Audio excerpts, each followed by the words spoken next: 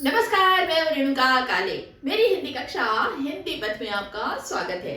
इन दिनों कक्षा 6 की हिंदी की एनसीईआरटी की किताब मल्हार जो है ना, उसके लेसन एक के बाद एक हम देखते चल रहे हैं। हमने पहले 3 लेसन कर लिए हैं, आज है चौथे लेसन की बारी, जिसका नाम है, ये कहानी है बच्चों, और ये कहानी है हार की जीत। जी हाँ, बहुत ही प्यारी कहानी है। मैंने भी इसे बचपन में पाठ्य पुस्तक के अंतर्गत ही पढ़ा था। सुदर्शन ने इसे लिखा है। सुदर्शन जो है हिंदी के प्रख्यात कहानीकार लेखक हैं। इन्होंने लेख, कहानियां, कविताएं सभी कुछ लिखा है। फिल्मों के लिए पटकथा भी लिखी है और संवाद भी लिखे हैं, गीत भी लिखे हैं। तो देखिए, ये सुदर्शन जो है, इनका साहित्य में जो प्रचलित नाम है सुदर्शन है, लेकिन इनका असली नाम है बद्रीनाथ भट्ट जी। तो ये कहानी इन्हीं की है, सुदर्शन जी की हार की जीत। जी हाँ, बहुत मजा आने वाला है आपको इस कहानी में। तो चलिए, इस कहानी को मैंने चंद बिंदुओं में समेट दिया है। अगर आप इन बिंदुओं का ध्यान रखते हैं ना, तो आपको ये कहानी सिलसिलेवार याद रहेगी और आप परीक्षा के समय में या जब भी इसको आपको समराइज करके याद रखना होगा, तो इन पॉइंट्स के आधार पर इस कहानी को आप पूरी तरह से याद रख सकते हैं। तो चलिए शुरू कर देते हैं कहानी। उसके पहले एक गुजारिश है, अगर आप चैनल पर नए हैं तो इसे सब्सक्राइब कर लीजिएगा, बेल आइकॉन प्रेस कर दीजिएगा, ताकि आपके मतलब की कक्षाएं यूं ही आपको मिलती रहें। तो भाई देखिए, ये जो कहानी है ना, ये है, इसमें पात्र कौन कौन से हैं पहले देख लेते हैं। बाबा भारती है, सुल्तान है जो बाबा भारती का घोड़ा है, और एक है डाकू खड़क सिंह। अब डाकू के नाम से ही समझ आ रहा है कि भैया खूंखार सा कोई खतरनाक सा डाकू होगा, बंदा होगा।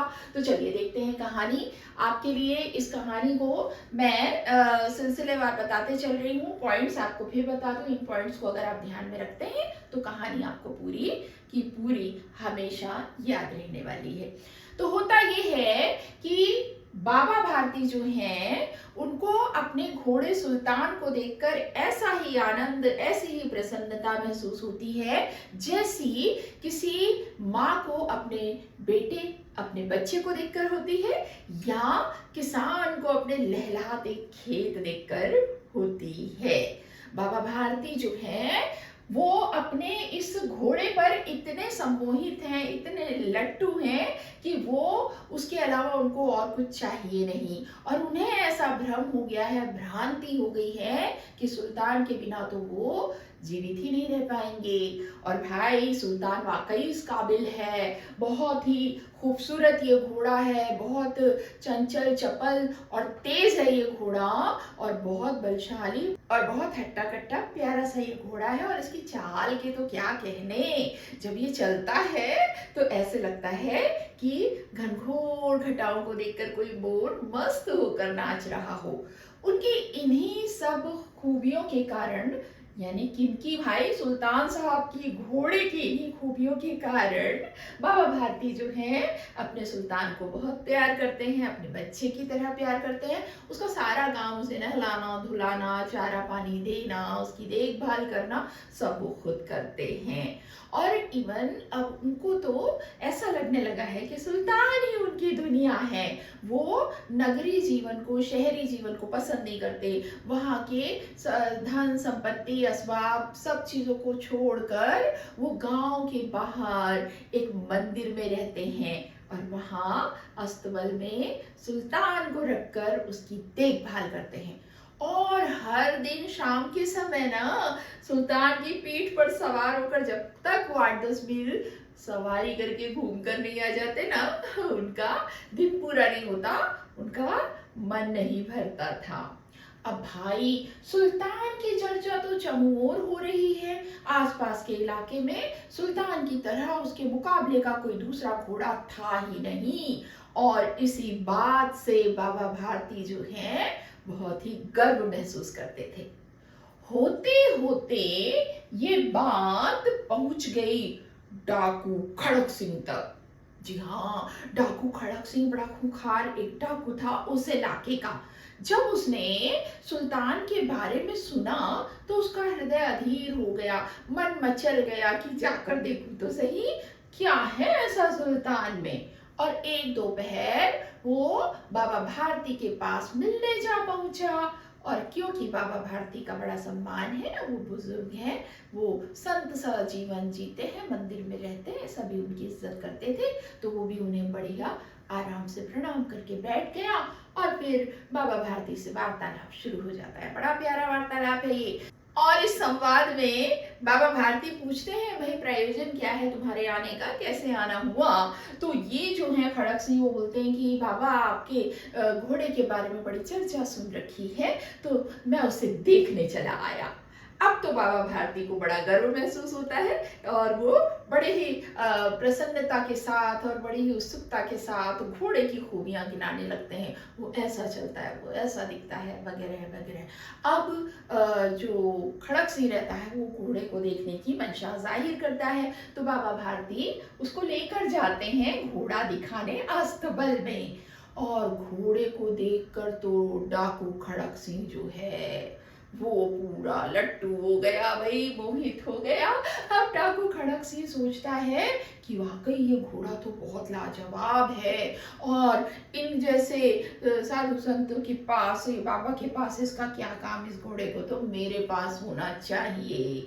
और वो कहता है बाबा अगर इसकी चाल ना देखी तो क्या देखा। और फिर बाबा समझ जाते हैं कि वो इस घोड़े को चलता हुआ दौड़ता हुआ देखना चाहते हैं, तो बाबा घोड़े की पीठ पर बड़े प्यार से हाथ फेरते हैं, घोड़े को सहलाते हैं, उसकी पीठ पर बैठ जाते हैं और उसके घोड़े की चाल को उस डाकू के सामने दिखाते हैं।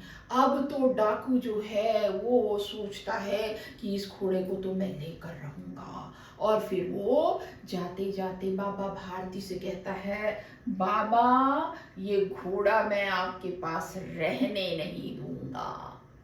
बाबा भारती बड़े चिंता में आ जाते हैं। अब भाई डाकू है वो, उसके पास वो बाहुबली है ना, उसके पास आदमी है, उसके पास रुतबा है, खौफ है आसपास, तो वो तो भाई डर की तो बात है। बाबा भारती का डरना स्वाभाविक है। वो सोचते हैं कि ये क्या हुआ, अब तो ये मेरे घोड़े को ले लेगा। अब होता ये है कि रात दिन बाबा भारती इसी चिंता में रहते हैं कि वो डाकू खड़क सिंह आकर उनका सुल्तान उनसे छीन ना ले जाए। वो रात रात भर पहरा देते हैं, देखते रहते हैं। उनका अब पूरा समय इसी में बीतता है। एक डर उनके मन में समाया हुआ है। धीरे धीरे इस घटना को कुछ महीने बीत जाते हैं, ना डाकू आता है ना घोड़ा जाता है। अब क्या होता है, अब थोड़ा सा बाबा जो है उस बात को भूल चले हैं और वो सोचते हैं कि ठीक है, बात थी बीत गई। अब वो थोड़ा निश्चिंत होने लगे हैं। एक दिन शाम के समय बाबा भारती अपने सुल्तान पर सवार होकर कहीं जा रहे थे। तभी उन्हें पेड़ के नीचे एक गरीब अपाहिज दिखाई देता है जो उनको मदद के लिए पुकार रहा है कि बाबा इस कंगले की जरा सुनते जाना। तो बाबा भारती रुकते हैं, बोलते हैं क्या हुआ?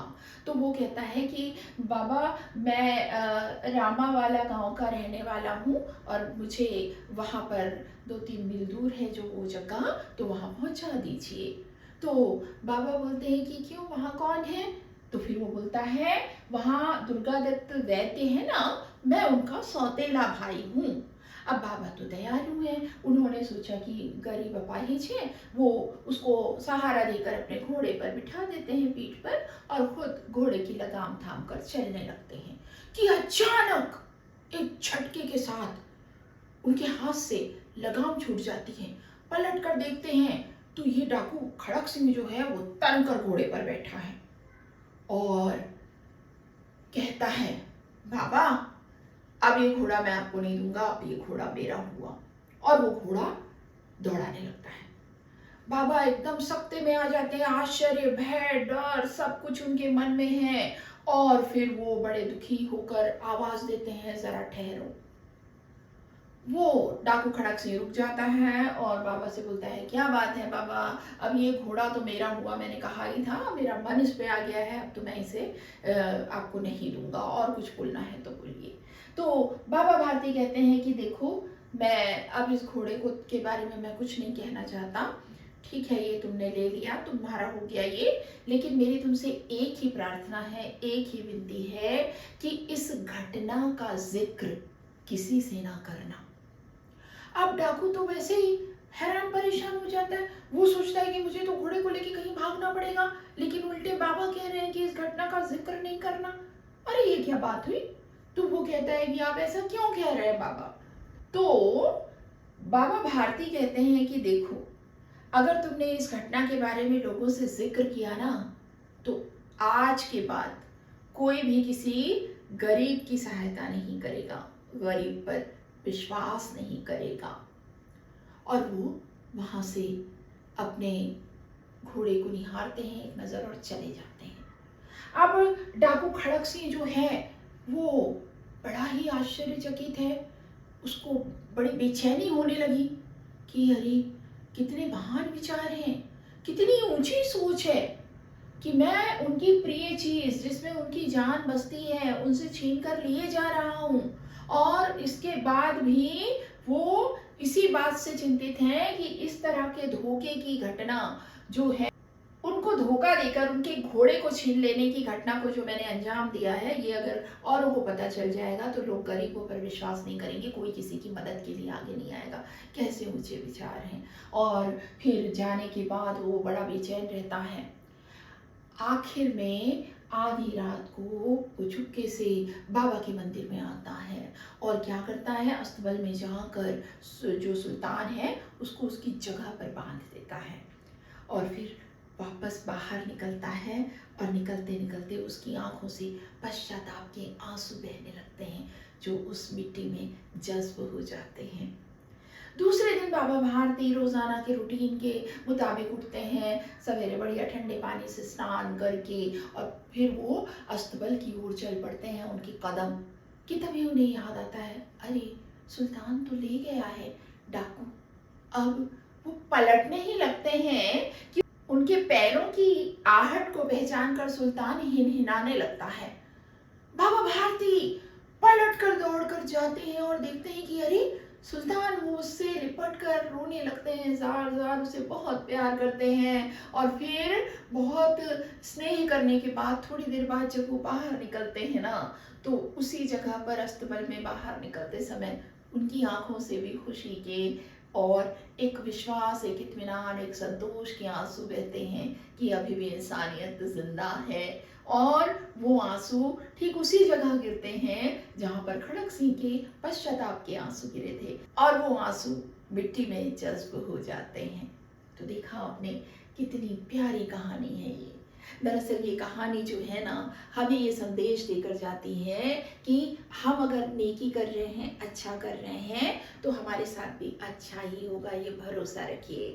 और कितना भी बुरे से बुरा इंसान क्यों ना हो, उसके अंदर कहीं ना कोई अच्छाई, कोई इंसानियत छुपी होती है। बस ज़रूरत होती है उस तरह की घटना का पेश आना, उस तरह की घटना का उसके साथ होना जो उसकी इंसानियत को पुनर्जागृत कर दे। डाकू खड़क सिंह के साथ भी तो यही हुआ ना। कितना खूंखार है, उसका दिल आ गया है सुल्तान पर और वो चाहे तो ताकत के बल पर क्या नहीं कर सकता। लेकिन क्योंकि बाबा भारती बहुत विनम्र हैं, बहुत दयालु हैं, उनका नाम है, उनका सम्मान है, तो वो उनके साथ जब जब भी उसका संवाद होता है बहुत अदब से पेश आता है और धमकी भी देता है। तो कहता है कि मैं ये घोड़ा आपके पास रहने नहीं दूंगा, और उसी समय छीन झपट के ले जा सकता था, लेकिन वो ऐसा नहीं करता है।